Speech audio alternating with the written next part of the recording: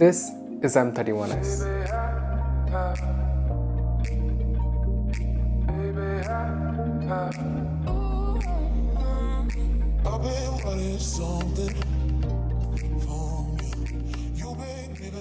Now let's talk about this boy.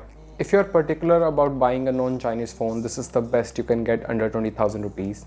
Well, there's not much competition, and the only phone that comes to my mind other than this is Motorola One Fusion Plus. I know that you're gonna say Motorola is owned by Lenovo and that's a Chinese company, but that's the only phone that comes with near Android experience and no bloatware on the phone. First of all, let's talk about why would you choose Samsung M31s over One Fusion Plus. Even though Motorola is cheaper, it has better performance and it has better battery life as compared to M31s despite having a smaller battery. It's still not a small battery because it has 5000 mAh, but I think the battery life is a little better on Motorola One Fusion Plus, and it has better speakers in my opinion. I'll start with design first. Although design is subjective, but I think I will give an edge to Samsung here. It has a better looking device with that punch hole and a gradient look on the back. It has a side mounted fingerprint sensor which makes phone look a little better, and it has a side frame as well because of that fingerprint sensor. The button placement on Motorola One Fusion Plus is very weird, and it has that Google Assistant button, and just two color option makes it look dull as well. So if I compare overall the punch hole and the pop-up camera, I will still choose the smaller punch hole because moving part of pop-up camera comes with its own issues. But you guys let me know if you disagree with me. Let's talk about build. Samsung wins here too. Samsung has that premium feel when you hold the phone in your hand.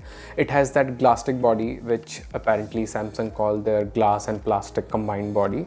Samsung M31 is 203 grams heavier and Motorola One Fusion Plus is almost 210 grams. But when you hold the phone in your hand, Samsung feels much lighter and easy to use because it's smaller and narrower as compared to Motorola One Fusion Plus. The plastic on Motorola One Fusion Plus feels cheap and you can hear the squeaky sound. So if you want to go for a premium device, I would say choose Samsung M31s over Motorola One Fusion Plus.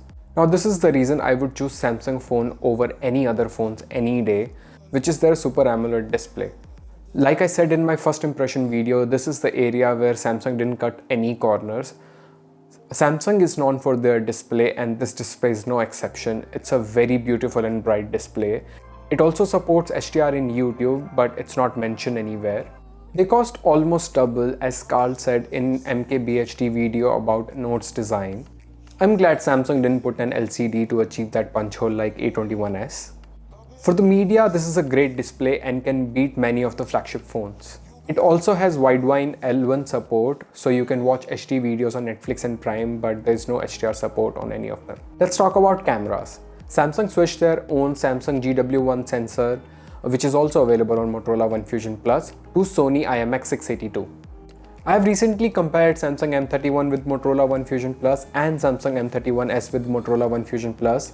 I didn't compare Samsung M31 with M31s because I think for extra 2000 rupees, it's a much better device to get. So I would suggest buy M31s over M31, but I will not ask you to upgrade your phone from M31 to M31s just for cameras. You should first watch the camera comparison between M31 and Motorola One Fusion Plus, as I stated my opinion in that, and then you can watch the M31s with Motorola One Fusion Plus. I also compared M31s with S20 and I was impressed. Wide-angle camera has also been improved from 8 megapixel to 12 megapixel. I just don't really care about macro cameras, but I love depth cameras. It's the best camera to mock any device because they're just there for the numbers. Video quality and stabilization has been improved as well, and now you can switch from front camera to rear camera. I miss Nokia's dual camera capture actually. They also introduced the single take in the M31s, which was officially introduced with S20 series. I never used it on S20 and I'm not going to use it here as well. Super slow-mo can only work with HD with 240 frames per second, but in Motorola you can also choose full HD on 120Hz frame per second. The night mode is okay too, but it actually zooms in now. I think they got confused between portrait and night mode.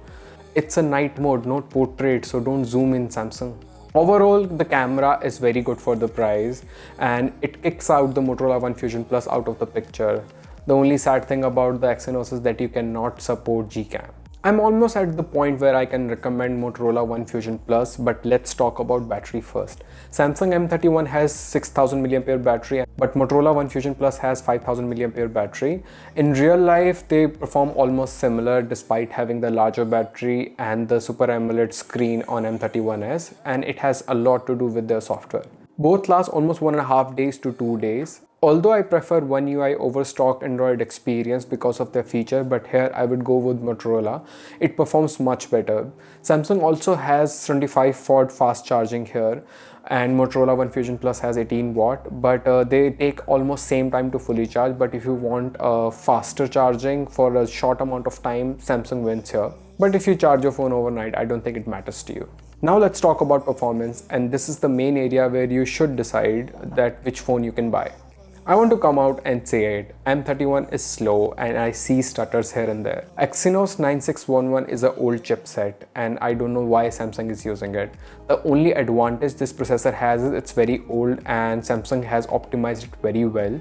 On the other hand, 730G on Motorola One Fusion Plus is blazing fast. Unless I open a heavy game application, I won't tell the difference between a flagship and this 730G processor.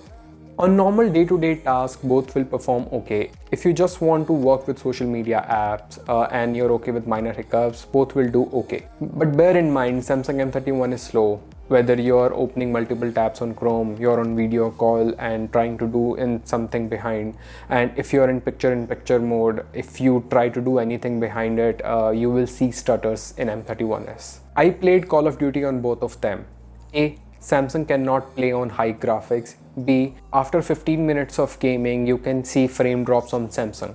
So if you do competitive gaming, please don't go for Samsung. A lot of time where I got killed because of the lag or the frame drop while turning. When it comes to speaker quality, I like Motorola One Fusion Plus better. It does not distort like M31s, and the output from 3.5mm jack is better on Motorola as well. Network reception and Wi-Fi is a bit better on M31s, but not major. But I haven't faced any call drop on any of them. But call on speaker feel a bit louder on Motorola One Fusion Plus. Motorola One Fusion Plus comes only with a single variant, 6GB RAM and 128GB storage, which costs 17,500 rupees, and it has a hybrid SIM slot.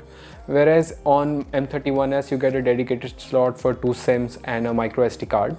Samsung also has a 8GB variant, but I really don't care about that. So for 6GB and 128GB, it will cost you 19,500 rupees, which costs 2,000 more than Motorola. For some reason, every manufacturer is trying to put their phone on sales on specific date. I was not expecting this from Samsung, especially when their M series is only available online.